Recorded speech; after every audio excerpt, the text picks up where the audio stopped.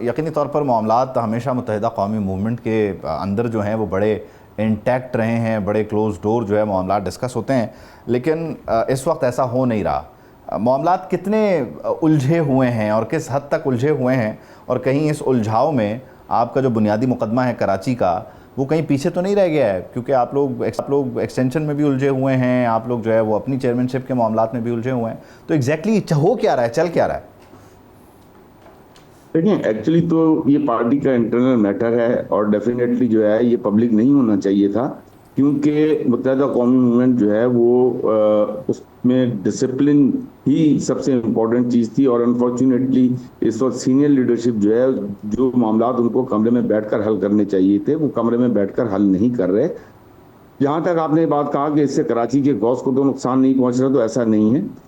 कराची के गौस पर जो है सारे इकट्ठे हैं, खास तौर पर जो कराची का आर्टिकल 140A के हवाले से जो हमने बातचीत की हुई है, और उस पर जो है अभी प्राइम मिनिस्टर के साथ जो मीटिंग हुई, प्री बजट मीटिंग, उसमें भी जो है सबसे अहम हमारी जो डेलीगेशन था खालिद मकबूल की सरबराही में, उसमें मुस्तफ़ा कमाल भी थे, फारूक सत्तार भी थे। तो उसमें जो है सबसे इम्पोर्टेंट जो इशू डिस्कस हुआ वो कराची पैकेज के हवाले से भी डिस्कस हुआ। आप आर्टिकल 140A को कॉन्स्टिट्यूशनल अमेंडमेंट में डिफाइन करने की भी बात हुई। और इसी तरीके से तीसरा कि हमारे पास जो है आईनी ओहदा एमक्यूएम के पास इस वक्त कोई नहीं है, तो एमक्यूएम के पास आईनी ओहदा जो है गवर्नर की सूरत में होना चाहिए, एमक्यूएम का गवर्नर होना चाहिए। तो ये बेसिक पॉइंट्स ऐसे हैं जिसकी वजह से जो है सारे इकट्ठे थे।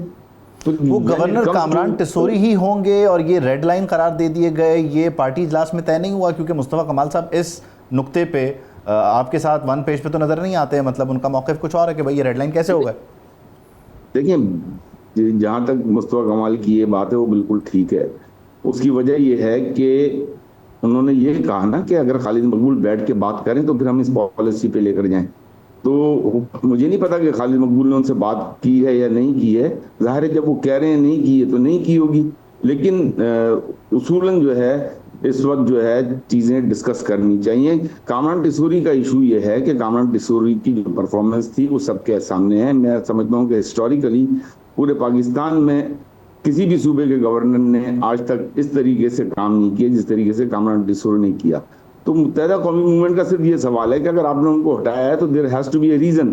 जो रीजन है वो आप बता दें कि भाई हमने किस लिए हटाया, कि वो काम बहुत ज्यादा कर रहे थे या कहीं गलतियां कर रहे थे या काम ज्यादा करने पे हटाया, कि कहीं ऐसा ना हो कि जो ये है तो मुत्तहिदा का विफाक से गिला है ना, लेकिन मुत्तहिदा का आपस में गिला ये है कि ये रेड लाइन कैसे हो गए।